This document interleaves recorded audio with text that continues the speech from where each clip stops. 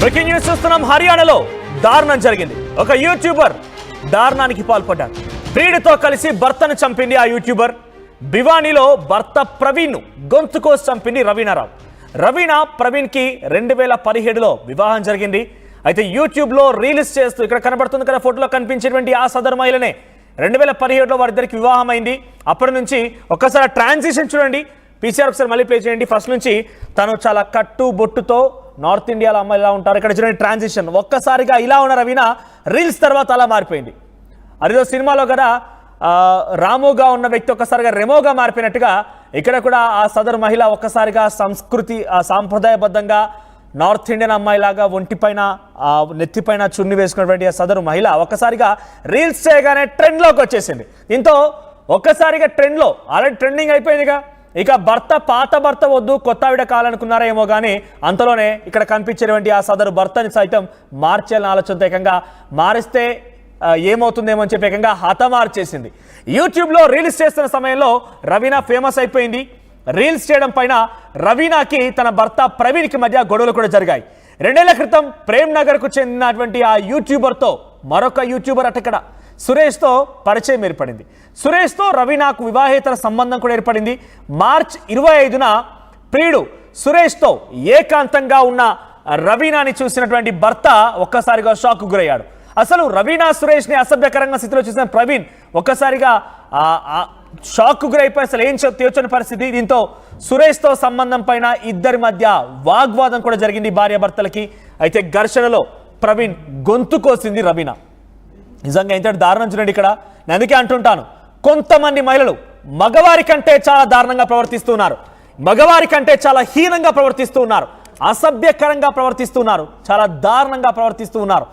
ఒక తోటి యూట్యూబర్తో అక్రమ సంబంధం పెట్టుకొని ఆ అక్రమ సంబంధ నేపథ్యంలో వాళ్ళు ఏకాంతంగా ఉన్న సమయంలో భర్త చూసిన తర్వాత వారిద్దరి మధ్య ఘర్షణ జరిగితే ఏకంగా భర్త గొంతు కోసేసిందంట ఆ సదరు రవీనా. మృతదేహాన్ని ప్రియుడి సాయంతో కాలువలో పడేసింది రవీనా.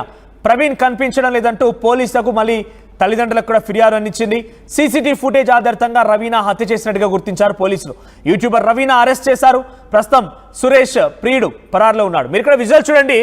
ఆ ముందు బైక్ పైన సురేష్ ఆ రవీనాతో ప్రియుడిగా ఉన్నటువంటి ఆ సురేష్ బహుశా అవన్నీ రీల్స్ అయి ఉంటాయి. నిజంగా కన్నీరా? నిజంగా పీసీఆర్ ఒకసారి చెప్పండి, నిజమైన కన్నీరా రీల్స్? అవన్నీ కూడా రీల్స్ అట్ అవన్నీ. భర్త చచ్చిపోయినా ఏం కాదు కానీ రీల్స్ కావాల్సి వచ్చింది. భర్తను చంపేసి చూడండి. నిజంగా ఒక దారుణం కాకపోతే ట్రాన్సిషన్ అమ్మాయి మధ్య ఒకసారి అంత సాంస్కృతిబద్ధంగా సాంప్రదాయబద్ధంగా తలపై చున్నీ వేసుకొని ఒంటిపైన చిన్న శరీరాన్ని కూడా కనిపించకుండా పూర్తిగా కప్పేసుకున్న ఆ మహిళ సదరు కాస్త ఓ యూట్యూబర్తో పరిచయం ఏర్పడగానే చాలా దారుణంగా మారిపోయి ఇద్దరి మధ్య అక్రమ సంబంధం పెట్టుకొని భర్త చూసిన వెంటనే భర్త మొత్తం హతమార్చాలని ప్లాన్ వేసేసి గొంతు కోసేసింది. ఇక్కడ భర్త గొంతు కోసేసి ముందు ఆ ప్రియుడిని పెట్టుకొని మధ్యలో భర్త శవాన్ని పడేసుకొని ఆ విజువల్ మీకు కనబడుతున్నాయి కదా. విజువల్స్లో ఏముందంటే మీరు గమనించండి ఒకసారి. పీసీఆర్ ఒకసారి ఫుల్ స్క్రీన్లో ప్లే చేయండి ఆ విజువల్స్ని. ఎస్, అక్కడ భర్త శవాన్ని మధ్యలో వేసుకొని సదరు ఈ పతివ్రత ఆ ముందున్నటువంటి మరొక వ్యక్తి ప్రియుడు ఇద్దరు కలిసి భర్తను చంపే శవాన్ని మధ్యలో వేసుకొని తీసుకెళ్ళి ఒక కాలువలో పడేశారు. ఆ తర్వాత పోలీసులకు ఏమని చెప్పారు తెలుసా?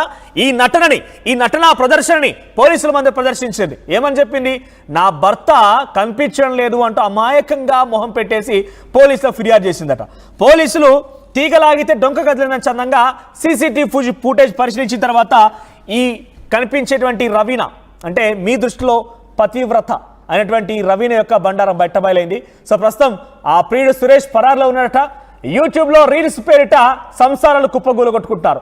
ఇక్కడ మనకు కనిపించేవి కొన్నే, కానీ చాలా వరకు సోషల్ మీడియా పిచ్చిలో, ఇన్స్టాగ్రామ్ యూట్యూబ్ల పిచ్చిలో ఇష్టం వచ్చినట్టుగా ఈ మధ్యకాలంలో ఫాలోవర్స్ పెరిగిపోవాలంటే అమ్మాయిలు అశ్లీలంగా ప్రవర్తించాల్సిందే అనే రకంగా మారిపోయింది. ఎందుకని అంటున్నా అంటే చాలామంది మీరు గమనించండి. ఇప్పుడు నేను ఈ వార్త చెప్తున్నాను కదా, నేను లైవ్లో చెప్తున్న సమయంలో ఈ వార్తని బహుశా మహా అయితే ఒక 100 మందో 200 మందో చూస్తున్నారు. కానీ అదే ఒక అమ్మాయికి సంబంధించిన అంశం అమ్మాయి కనుక ఇన్స్టాగ్రామ్లో ఇష్టం వచ్చినట్టుగా యాజ్ ఎ జర్నలిస్ట్గా మేము చాలా వరకు మిమ్మల్ని ఎడ్యుకేట్ చేస్తున్నాం, మిమ్మల్ని చాలా విషయాలు ఎంటర్టైన్ చేస్తున్నాం, విషయాల్ని చెప్తూ ఉన్నాం.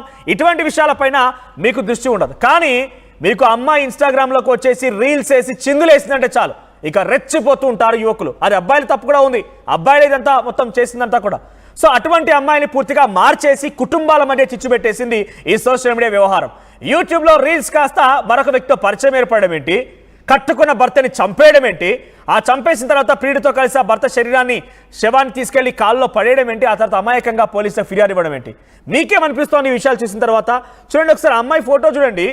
ముందుగా ఉన్న ఫోటోలో చాలా చక్కగా సంస్కృతిబద్ధంగా నార్త్ ఇండియన్స్ ఎలా అయితే ఉంటారో తలపై నుంచి కూడా చున్నీ వేసుకొని ఏమాత్రం భారతదేశ గౌరవ సాంప్రదాయాల్ని ఆ అమ్మాయి ఉట్టిపడేలా కనిపించింది ఫస్ట్ డ్రెస్లో, కాస్ట్యూమ్లో.